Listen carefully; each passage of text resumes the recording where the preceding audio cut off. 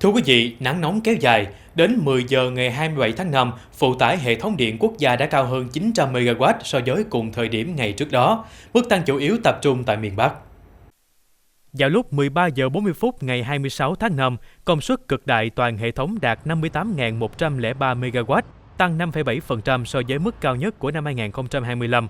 Sản lượng điện tiêu thụ trong ngày cũng lập kỷ lục mới khi đạt 1 tỷ 212 triệu kWh, cao hơn 9,1% so với năm trước. Bước sang ngày 27 tháng 5, áp lực cung ứng điện tiếp tục gia tăng. Đến 10 giờ sáng, phụ tải hệ thống điện quốc gia đã cao hơn khoảng 900 MW so với cùng thời điểm ngày 26 tháng 5, tương đương công suất của một tổ máy nhiệt điện than cỡ lớn. Trước diễn biến nắng nóng kéo dài và nhu cầu điện tiếp tục leo thang, NSMO và ngành điện khuyến cáo người dân, doanh nghiệp và các cơ quan tăng cường sử dụng điện tiết kiệm hiệu quả, đồng thời đẩy mạnh phát triển điện mặt trời mái nhà theo tinh thần chỉ thị số 10 của Thủ tướng Chính phủ.